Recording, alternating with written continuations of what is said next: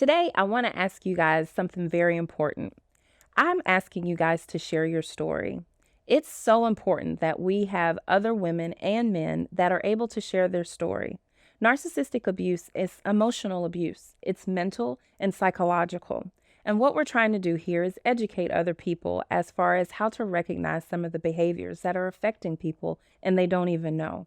Or if they're in their healing journey, like you and several of our other viewers are trying to get past, we really need you sharing your stories so that someone can relate.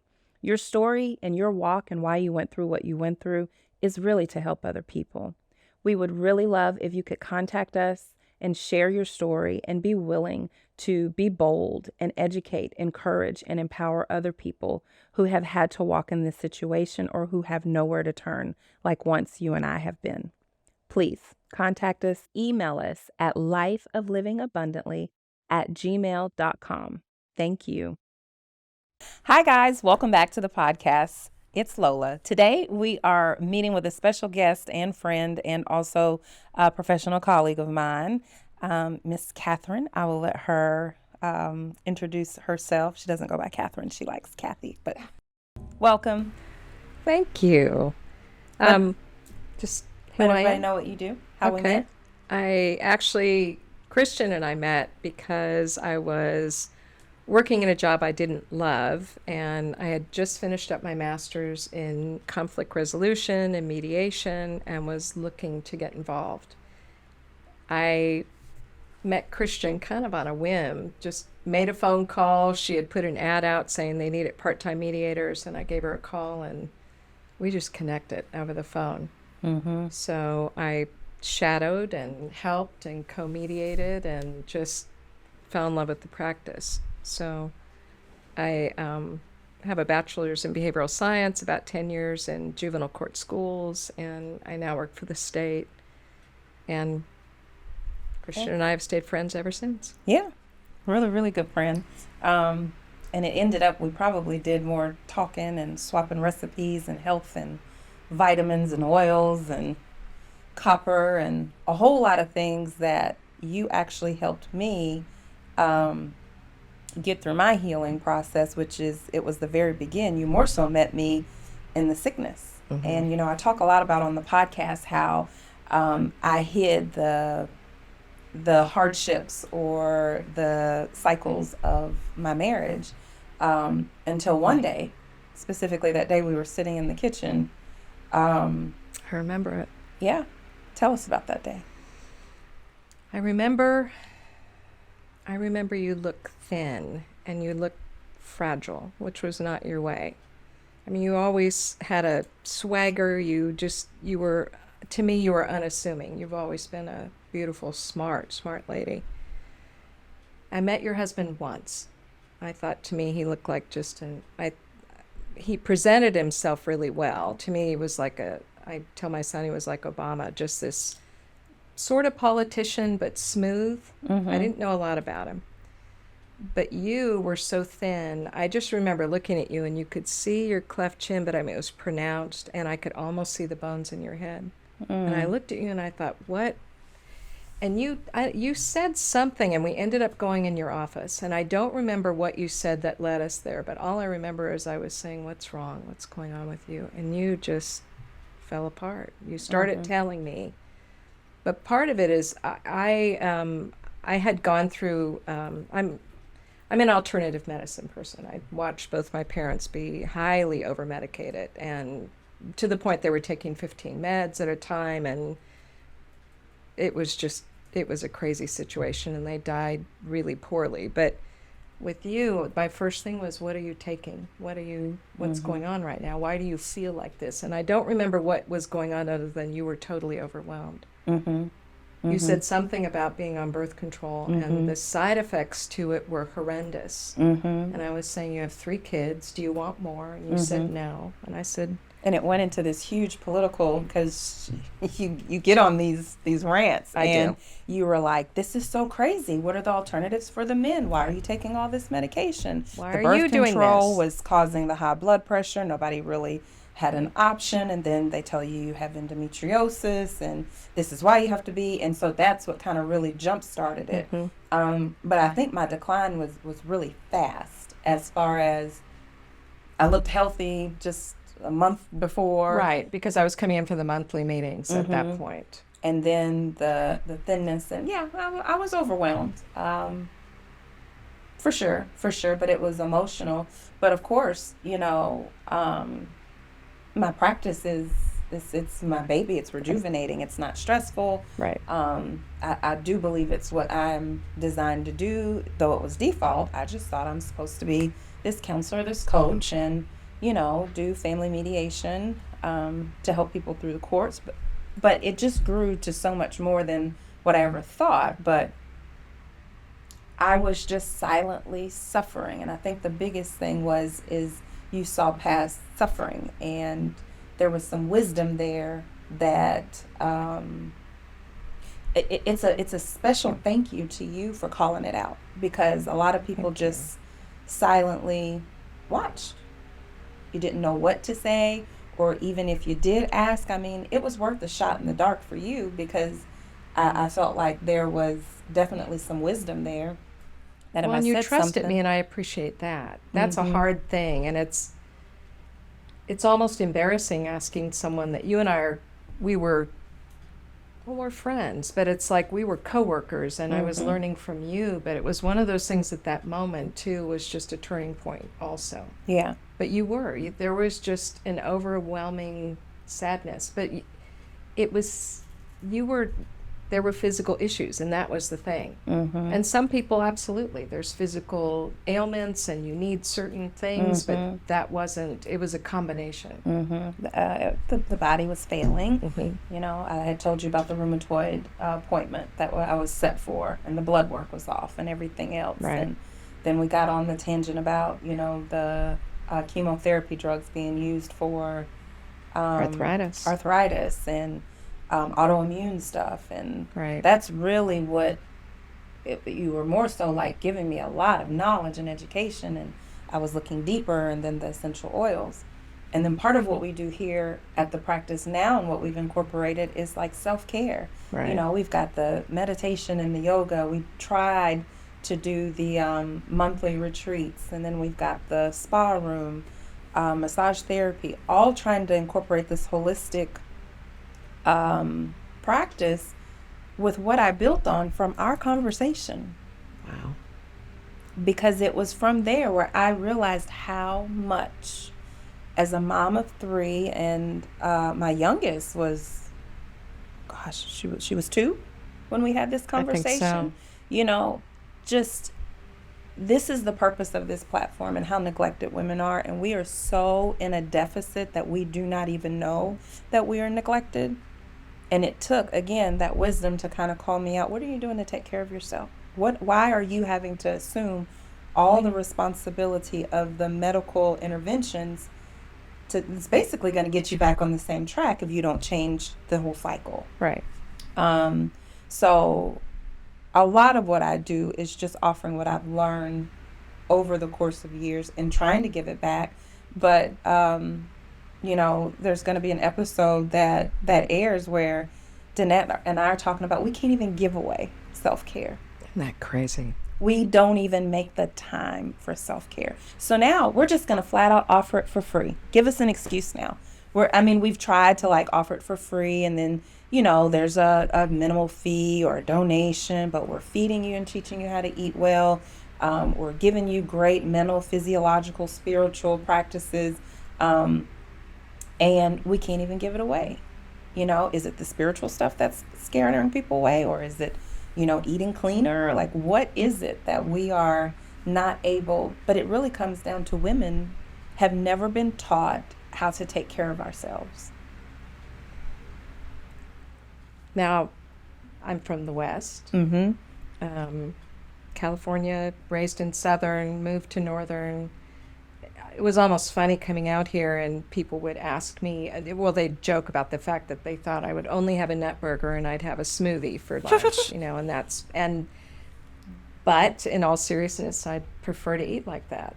In my family, even my brother, if he brought me food, it would be 3 different kinds of cheeses and all the fruits and we just grew up where a lot of things were hanging from a tree or from a farmer's market. And I'm really grateful for that.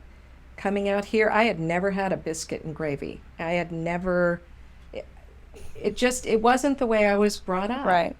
So, my mom gave me a book on holistic medicine when I was probably a teenager, early college probably. And, people thought I was kind of a freak out here. They just didn't know what to do with me. And I watched people be over-medicated. You hit 5 meds and they call it polypharmacy. Basically, they are working for the side effects. And you're exactly right. So I was diagnosed, arthritis is big in our family. And my brother, a couple of years ago, and I didn't know anything, I didn't really know a lot of details, but he was diagnosed, it's called non-specified arthritis, which is like rheumatoid.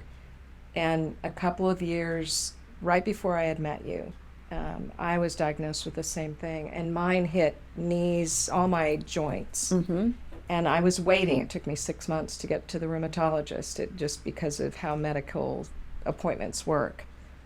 I knew by that point what they were going to offer me, and they wanted me to take this chemo drug. And the chemo drug, one of the side effects, it didn't even say it was possible, it said it was probable, was breast cancer. Crazy. As a side effect for a drug. That, and they wanted me to take steroids. They gave me steroids, which my body seemed to like steroids, but I found a friend that was from, she's from Europe.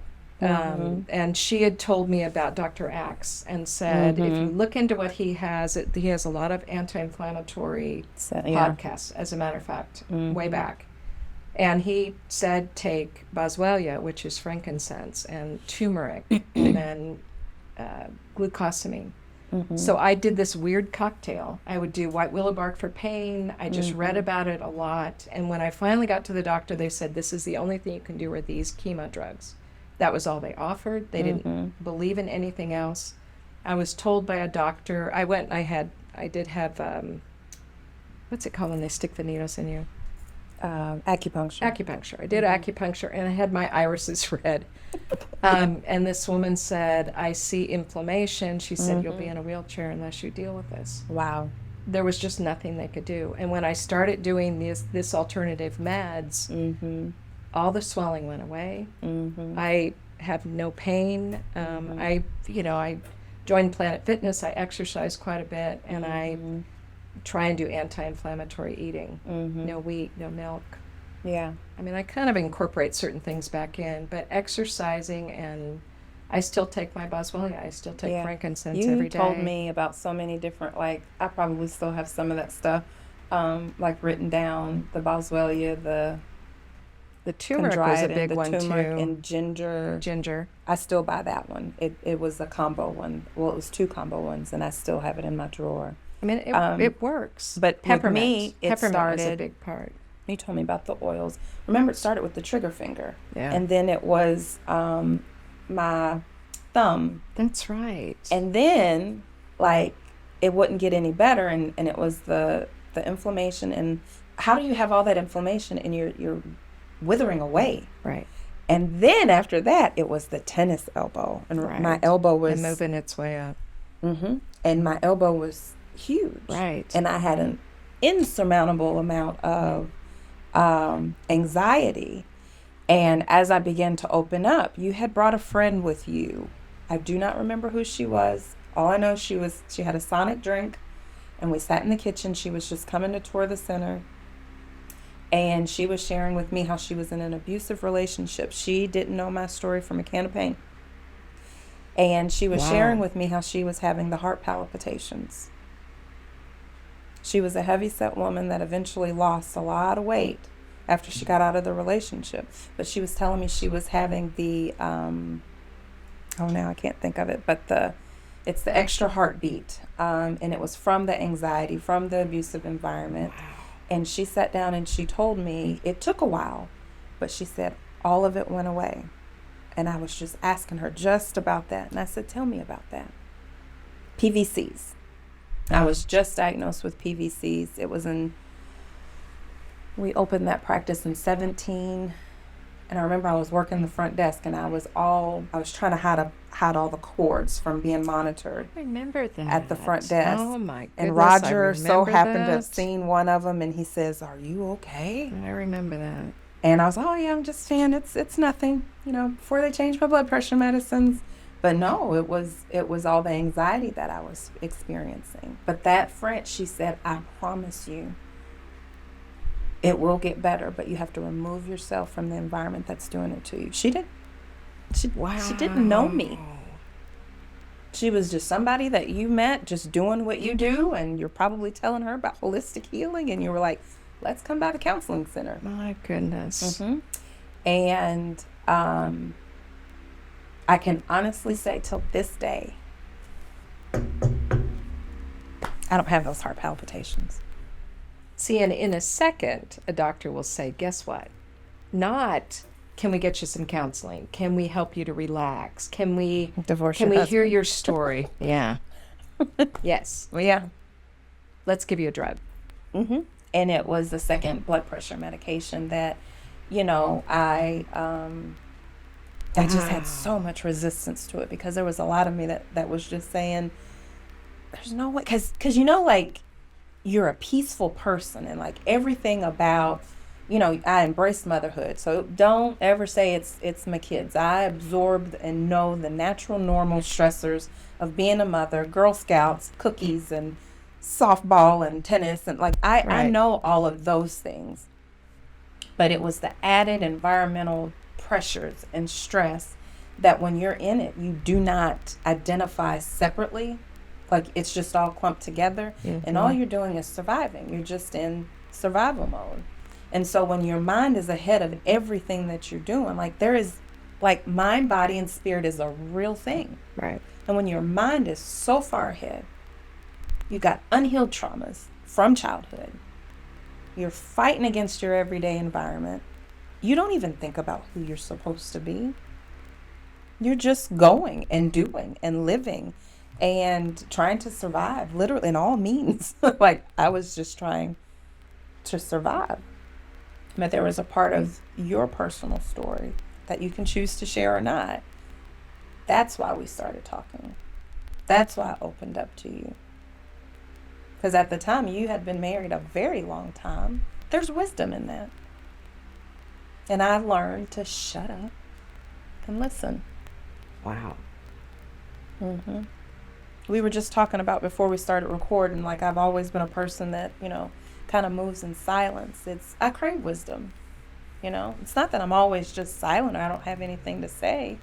It's, you just, I have discernment, I should hope. Most of us do. Just gotta.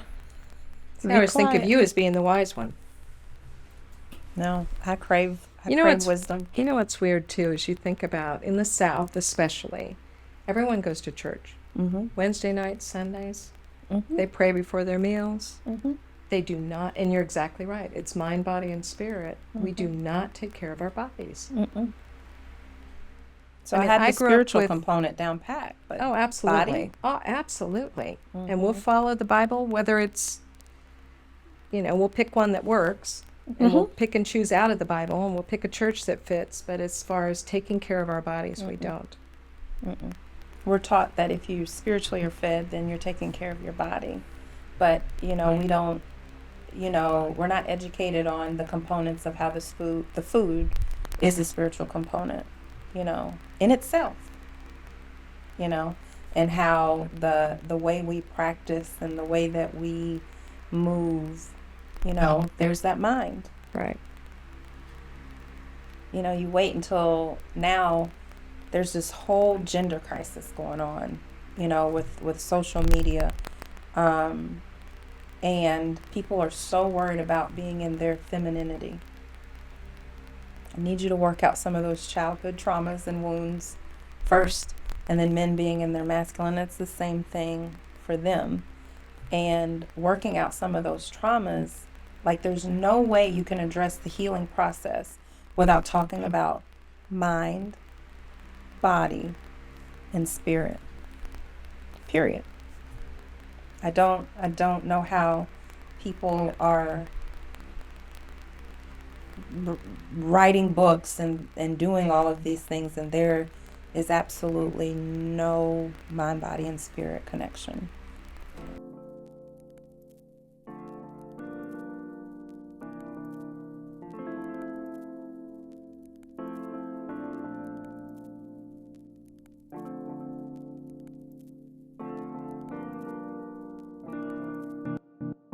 Are life's challenges weighing you down? Do you need a guiding hand to help you navigate through difficult times?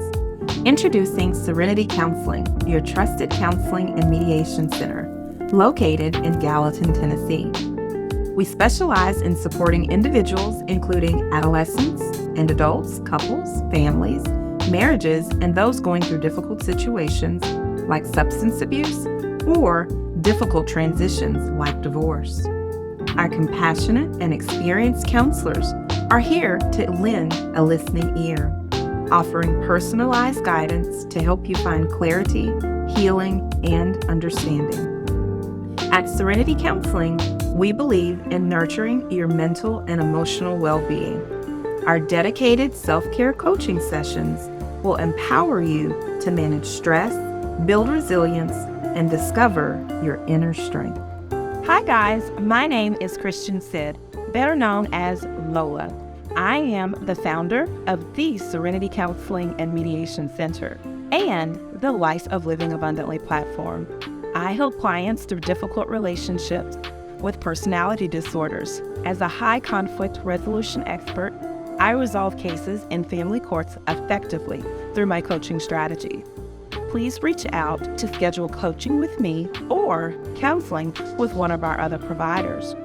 Here, we handle traditional needs for counseling services with some insurances accepted. Call us today and follow us on social media at Serenity Counseling and Mediation Center and at Life of Living Abundantly. Thank you. Bye-bye. What are some things that you've learned along the way in life? Like if you could give any sort of advice or wisdom, what would you give to women in their healing journey, whether it's emotional, physical, spiritual, physiologically, like? I have a 22-year-old son.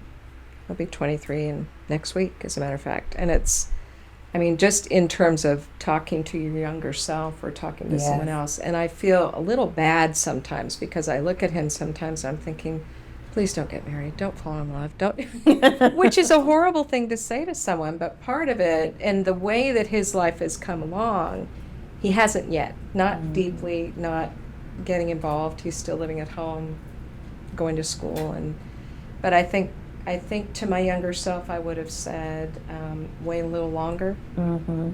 I was 30 when I got married. I almost think, what difference does it make? I really wasn't raised to get married, have kids. That's the most important thing. I had an aunt who ended up getting a PhD. She worked at Berkeley. She taught University of San Francisco and taught at Berkeley. Wild woman and absolutely delightful, brilliant. Loved her. She was wild. She had a house that overlooked 3 of the bridges in the Bay Area. They were tiny because San Francisco is so expensive. But I remember she drew a picture of herself or painted a picture of herself in the nude and left it in the hallway. So my mother always had issues with her, but I loved her.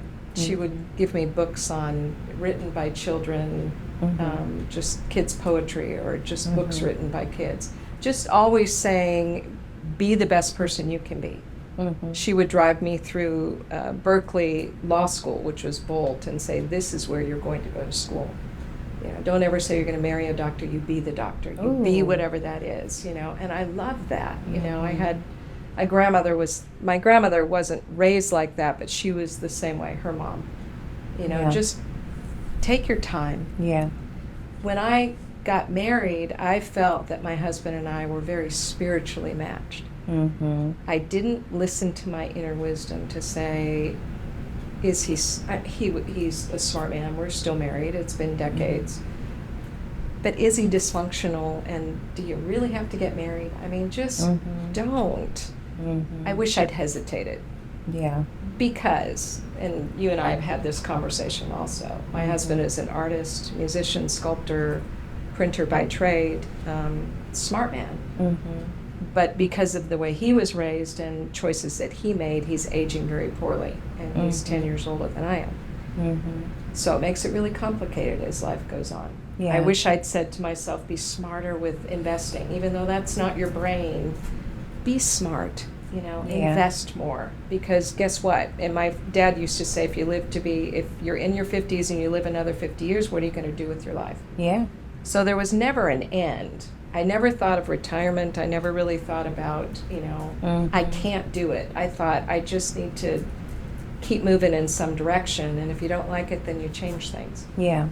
But when you get married and it doesn't work, unfortunately, divorce is expensive and it's complicated, and you well know it's the financial piece is, I think, what a lot of people always gear towards. Like, divorce is expensive, but it is expensive, emotionally, and it's taxing. Like, I have seen it age people. I mean, if you're vain, like that's the expensive and taxing part. Emotionally, absolutely. And for me, part of it was I had a student loan sitting out there that just weighed on me, and it kept snowballing and snowballing and snowballing. So when it came even to the house was in my husband's name. Now, I've always worked. I always made an okay living. I'm now making a better living, thank God. But, it's complicated. I don't want to live. I inherited a little bit, and even to split that in half is complicated. Yeah. And I have a little bit of an attachment even to my husband at this point, where I don't think he can take care of himself, which is not my responsibility. Yeah. But some of it, how am I going to feel with him not living on the street, but pretty close to it? Yeah. I don't think he cares for himself very well. I Yeah. think he's gotten better in the last year. Yeah. But the only way that we have survived in the last probably 5-10 years is separating. We live separately. We live separate rooms. I would say you and I have had conversations about narcissistic personalities. He's very creative. He's very tunnel visioned. And I have my own life. I have friends. I have family. But with his dysfunction, a lot of those, or some of those, have severed. You know, which is that is amazing, because that is what a lot of women who are too afraid to leave when they're in, marriages like that, or they feel like, we've been married 30 years, what's the point? But you just gave some very strong wisdom as far as you said you live separately, but the women that I've spoken to over the years, they first separate. Right. Like the mental and the emotional hurts, or the expectations mainly. Right. And Boundaries. that's what's worked for boundaries. I mean, we sleep separately, by all means. And, even for when I think of vacations or anything else, I don't want to spend time with him that way. Part of it is, a lot of times, even if we travel, it's kind of almost expect that you sleep in the same bed. And it's like, again, some of it is aging, some of it is aesthetic, it's smells, it's how well you take care of yourself. I take a lot of time trying to take care of myself and age better. I study, again, how can I eat? How can I exercise? How can I, we're all going to age, but how can I do it so I'm the best I can be? And it's hard. So when I interview people, I ask, why do you stay? And I don't want to assume, but in my mind, it's obligation is what I hear. Is that accurate? Yes. Okay. Absolutely. Because like you had said, I don't want to see him homeless or on the street. He's a veteran, He was in the Air Force for 4 years, but he still has vet benefits. But when I listened to you doing the podcast on narcissistic personalities, I think that's really interesting. Where when they start getting angry, a lot of times they'll shoot out your family or your friends, or they twist things and it becomes you. With John, he would do, and we just had one not too long ago. I'll go live at the vet's hospital, or the vets. They have a place here. Mm-hmm. He'll leave and then come back later and he acts like nothing's happened. But it's like he will stomp out, and it's complicated. We don't have little kids. I have a son who's in his 20s, but my son, we're the example of what not to be, and that's hard. Yeah. He doesn't respect his dad, which is really tragic. He feels that he has nothing to say to him. I know he doesn't like the way John and I communicate. And some of it I can see things coming, but, and I stay out of it. Mm-hmm. I grew up with family. My parents always fought, but my dad made a great living. And in the end, they they both had counseling. They both kind of coexisted, and they aged. They traveled and had a nice couple decades, where they did well. Yeah. We always talk about, narcissism and how it's created between the mother and son bond. Like there's an episode on that, but we really don't talk much about how the fathers sometimes pass on some of these traits to full-blown narcissism in their children. Like that's just the reality. Right.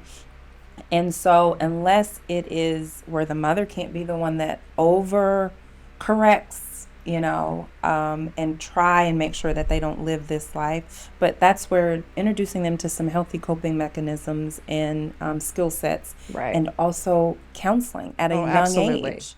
Like counseling, like we talk about, can people develop this, and people may have different theories than I do, but I think that it's foundational. It starts from childhood. It starts from, what they have in in non-corrective actions, where we're going to do an episode where, we talk about like how it affects you in relationships. And if you go an extended amount of time unchecked. Right. Unchecked. So like there's a part of accountability where you have to even assume in your marriage where it just went on unchecked, or wherever or whatever he was doing before you at age 30, a lot of behaviors, just unchecked. So just making sure that, in everyone's children, not just, our children, but they have healthy coping skills and mechanisms, and accountability, like sincere and genuine accountability in what they are facing their in surroundings. life. Yes. My son has a counselor. We love this guy, or I love this guy, on speed dial. And I have not gone to him. Of course, John, because of his personality, I think, also likes him and wants him as his counselor also, which, but I trust him with Chris. And Christopher, he does his virtually these days, but I love that fact. Yeah. He has a group. He's had a youth group for all these years. This one couple, and then his best friend and his the best friend's older brother, who he ended up doing podcasts with. But I think that's a real narcissistic personality, the dad, and it has to do with. To me, I think there's a cultural issue there where the mom is lesser than, and the father has all the power. And I think Chris has the wisdom to kind of see through that, some of it, for the most part. And a lot of it, that's how it's grown, is that women are not shown to these young kids that there is value. And so in little boys, they see the first person that they learn to manipulate in life is their first female role model, and that's the mother, because of the lack of respect and boundaries that they've seen with the father. So once that child learns that I can manipulate the emotions, feelings, behaviors, I can recreate this. Absolutely. So it doesn't matter if you're 9 or 19 or 29. Right. That's pretty powerful. Right.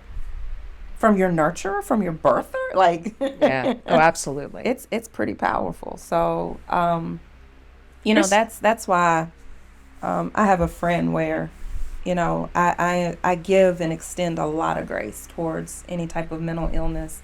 But now that I've created boundaries, I can still have that grace, but it can't, cross the line of my boundaries. But I just have a deep understanding and love for human behavior. But I can't want it any more than somebody else as Right. far as their healing. So I can have all the understanding, so can your family members, but you need to go out there and take accountability and assume some responsibility for your healing. Right. And your mental health. Your own mental health, your own mental well-being. And physical. Yes. So Kathy says make sure you men are taking care of yourselves. Oh my gosh. Yeah. Any other wisdom that you like to impart? Well, I will say this with my son, which I appreciate, is he actually stood up to his friend because Chris, early on, so he was probably in junior high when he was even younger when he met this family. Mm-hmm. He would come home and say, "Mom, they are so dysfunctional. They're so disrespectful of the mom." Mm-hmm. And he watched the son mirror that behavior Mm-hmm. of the dads. Mm-hmm. And John and I we went to a Bible study once. I think we only went maybe twice. They had a home Bible study church, right? Mm-hmm. And the guy was from California, so I'm saying, "Ooh, we'll go to this thing from California." And I watched these people. It was sort of like a group of pod people. It was very strange. But I watched this one guy, and he was holding his wife's hand so tightly to keep her shut up. Mm-hmm. And then he started going off on all these California women. I looked at him like, "What do you think you're talking about? Mm-hmm. Please don't speak when you don't have knowledge." It's like, come on, don't be an idiot.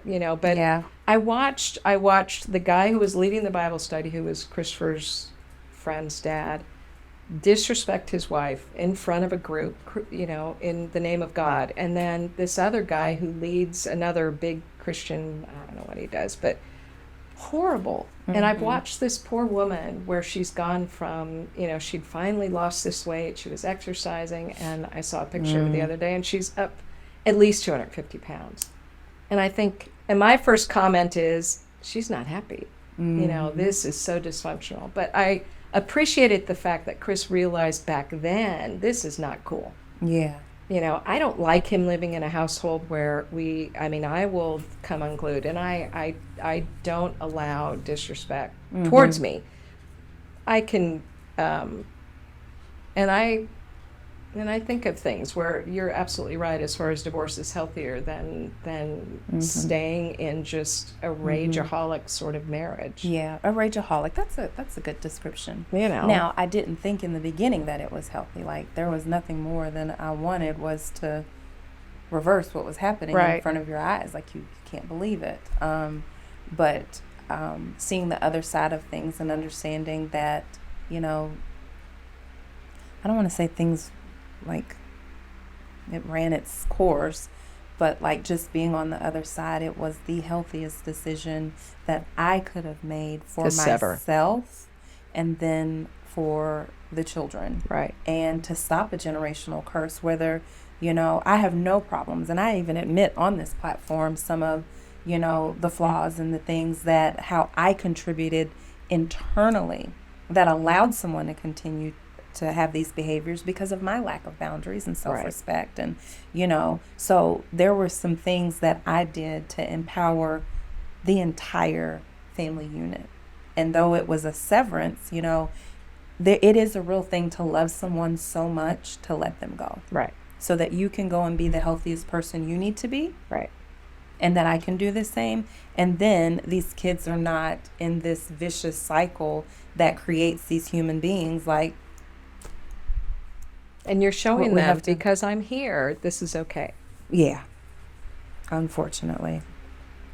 Thanks for that. It's true. Yes. It's true. And that's some of the guilt that you kind of initially go through is how long you stayed and how much, children are exposed to. Right. So anyhow, thanks for being here today. I appreciate it. Yeah. You're a sweet friend. Yeah. So Thanks, guys, for tuning in. If you need to reach out to us for any type of coaching, or if you'd like to share your story, reach out to us on lifeoflivingabundantly@gmail.com. And you can also visit our website and also social media platforms. Thanks. Bye-bye. Bye. Hey, guys.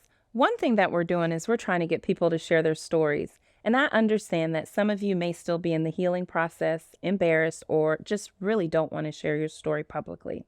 We have a program designed where you can share your story anonymously.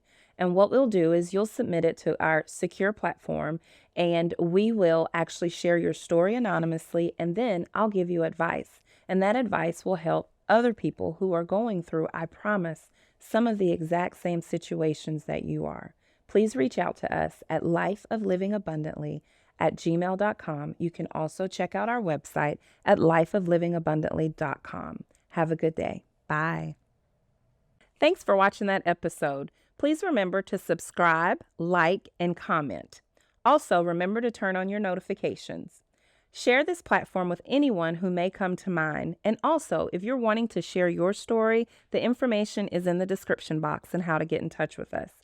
If you enjoyed this video, you can find more on my channel. Thanks and have a great day. Bye.